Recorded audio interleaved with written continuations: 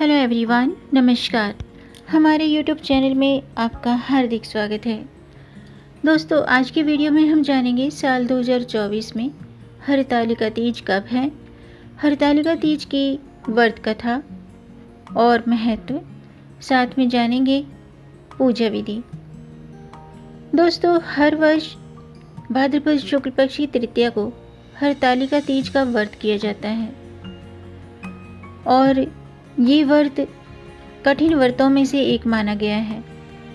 इस साल ये व्रत शुक्रवार 6 सितंबर को किया जाएगा।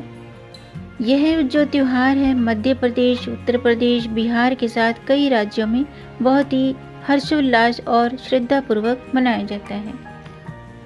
हरतालिका तीज के दिन महिलाएं भगवान शिव और माता पार्वती की रेत और मिट्टी से बनी प्रतिमाओं की पूजा करती हैं और सुखी वैवाहिक जीवन के लिए प्रार्थना करती हैं। कई लोग हरतालिका तीज और हरियाली तीज को एक ही समझ लेते हैं, लेकिन दोनों में काफ़ी अंतर है।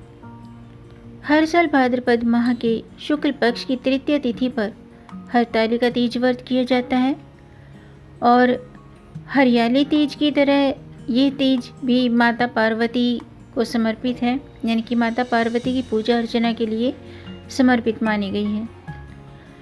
इस दिन महिलाएं सुखी वैवाहिक जीवन की कामना के साथ माता पार्वती की पूजा करती हैं, व्रत करती हैं। आइए जानते हैं हरतालिका तीज की पूजा का शुभ मुहूर्त क्या है।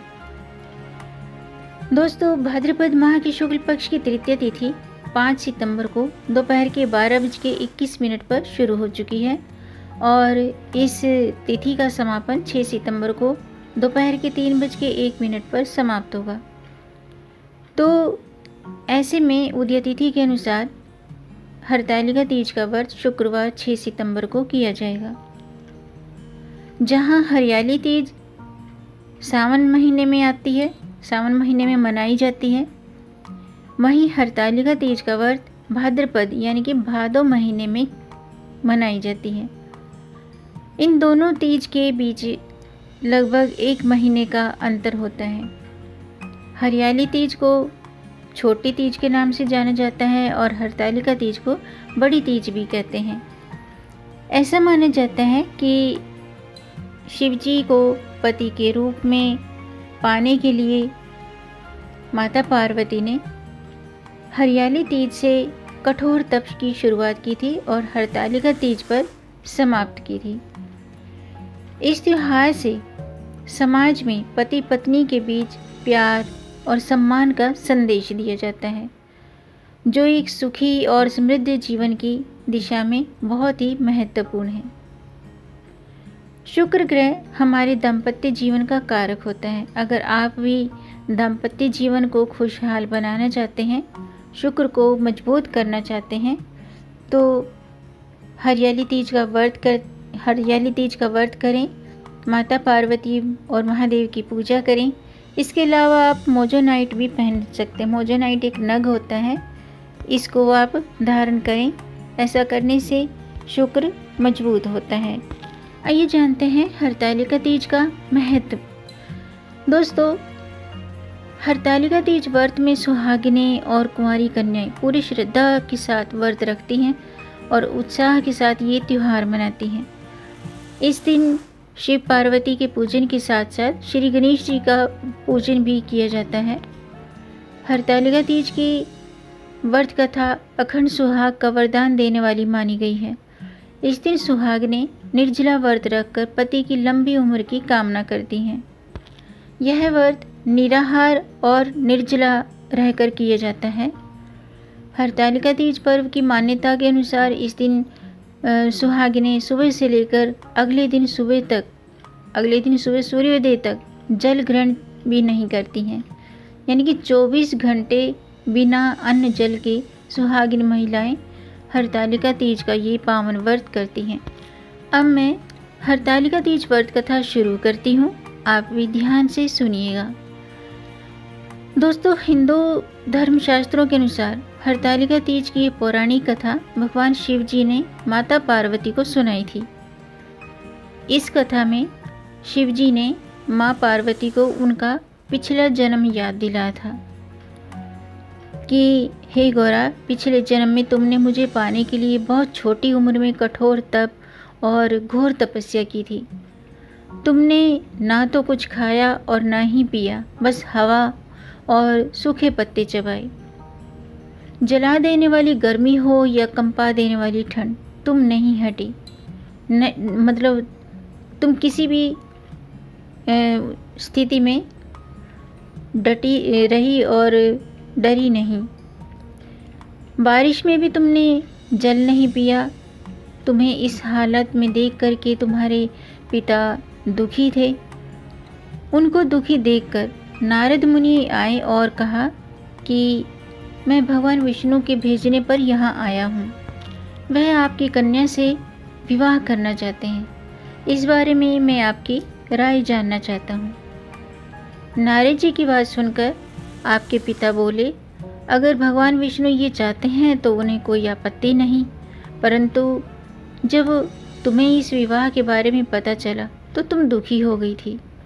तुम्हारी एक सहेली ने तुम्हारे दुख का कारण पूछा तो तुमने कहा कि मैंने सच्चे मन से भगवान शिव का वरण किया है, किंतु मेरे पिता ने मेरा विवाह विष्णु जी के साथ तय कर दिया है। मैं विचित्र धर्म संकट में हूँ। अब मेरे पास प्राण त्यागने के अलावा कोई भी उपाय नहीं बचा है। तुम्हारी सखी बहुत ही समझदार थी। तुम्हारी सहेली बहुत ही समझदार थी और उसने कहा, प्राण छोड़ने का ये यहाँ कारण ही क्या है? संकट के समय धैर्य से काम लेना चाहिए। भारतीय नारी के जीवन की सार्थकता इसी में है कि जिसे मन से पति के रूप में एक बार वरण कर लिया तो जीवन पर्यंत उसी से निर्वाह करें। मैं तुम्हें घनघोर वन में ले चलती हूँ, जो साधना स्थल भी है और जहाँ तुम्हारे पिता तुम्हें खोज भी नहीं पाएंगे। मुझे पूर्ण विश्वास है कि ईश्वर अवश्य ही तुम्हारी सहायता करेंगे। और तुमने ऐसा ही किया। तुम्हारे पिता तुम्हें घर में न पाकर बड़े चिंतित हुए और दुखी हुए। इधर तुम्हारी खोज होती रही, उधर तुम्हारी अपनी सहेली के साथ नदी के तट पर एक गुफा में मेरी आराधना में लीन रहने लगी। तुमने रेत के शिवलिंग का निर्माण किया। तुम्हारी इस कठोर तपस्या के प्रभाव से मेरा आसन हिल उठा और मैं शीघ्र ही तुम्हारे पास पहुंचा और तुमसे वर मांगने को कहा। तब अपनी तपस्या के फलीभूत मुझे अपने समक्ष पाकर तुमने कहा कि मैं सच्चे मन से आपको पति के रूप में वरण कर चुकी हूँ। सच्चे मन से मैं आपको अपना पति मान चुकी हूँ। यदि आप सचमुच मेरी तपस्या से प्रसन्न होकर यहाँ पधारे हैं तो मुझे अपनी अर्धांगिनी के रूप में स्वीकार कर लीजिए। तब तथास्तु कहकर मैं कैलाश पर्वत पर लौट गया। उसी समय गिरिराज अपने बंधु बांधवों के साथ तुम्हें खोजते हुए वहाँ पहुँचे। तुमने सारा वृत्तांत बताया और कहा कि मैं घर तभी जाऊंगी अगर आप महादेव से मेरा विवाह करेंगे। तुम्हारे पिता मान गए और उन्होंने हमारा विवाह करवाया।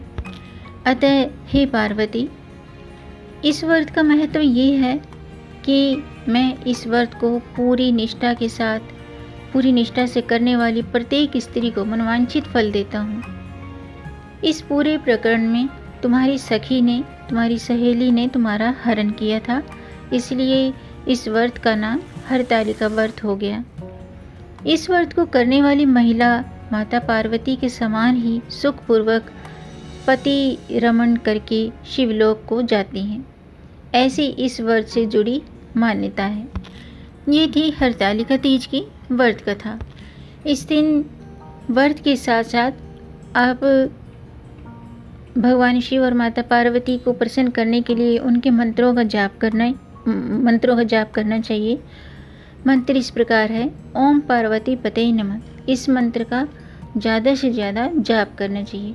ऐसा करने से विवाहित महिलाएं अपने पति की लंबी उम्र और अच्छे स्वास्थ्य का आशीर्वाद प्राप्त करती हैं और कुंवारी कन्याओं को अच्छा वर पाने का आशीर्वाद मिलता है। आइए जानते हैं हरतालिका तीज की पूजा विधि। दोस्तों, हरतालिका तीज का व्रत सौभाग्यवती स्त्रियां अपने सुहाग को अखंड बनाए रखने के लिए, वैवाहिक जीवन को सुखी बनाए रखने के लिए ये व्रत करती हैं, और अविवाहित युवतियां मनपसंद मनचाहा जीवन साथी पाने के लिए ये व्रत करती हैं। तो तीज के दिन व्रत करने वाली महिलाएं सूर्योदय से पहले उठें और नहा धोकर शुद्ध वस्त्र धारण करें, 16 श्रृंगार करें और व्रत का संकल्प लें। सबसे पहले मंदिर में, यानी कि घर के मंदिर में काली मिट्टी से भगवान शिव शंकर, माता पार्वती और गणेश जी की प्रतिमा बनाएं। पूजन के लिए केले के पत्तों से मंडप बनाकर गौरी शंकर की प्रतिमा स्थापित करें और इन प्रतिमाओं को तिलक लगाएं, फल फूल अर्पित करें। फिर माता पार्वती को एक एक करके हरी सुहाग की सामग्री अर्पित करें, 16 श्रृंगार की सामग्री अर्पित करें। इसके बाद भगवान शिव को बेलपत्र और पीले वस्त्र अर्पित करें और रात्रि में भजन कीर्तन करते हुए जागरण करके 3 बार आरती करें और शिव पार्वती का विवाह की व्रत कथा जरूर सुने या पढ़ें। तीज की कथा तीज की जो कथा है ये पढ़ने और सुनने के बाद ही आरती करनी चाहिए। इस व्रत में शयन निषेध है, यानी कि इस व्रत में सोना नहीं चाहिए। रात्रि में भजन कीर्तन करते हुए रात्रि जागरण करना चाहिए और अगले दिन पुनः सुबह प्रातःकाल स्नान आदि के पश्चात श्रद्धा भक्ति पूर्वक माता पार्वती को सिंदूर अर्पित करके भोग चढ़ाना चाहिए, भोग अर्पित करना चाहिए। फिर किसी सुहागिन स्त्री को श्रृंगार की सामग्री, वस्त्र, खाद्य सामग्री, फल, मिष्ठान, आभूषण, इन चीज़ों का दान करना चाहिए।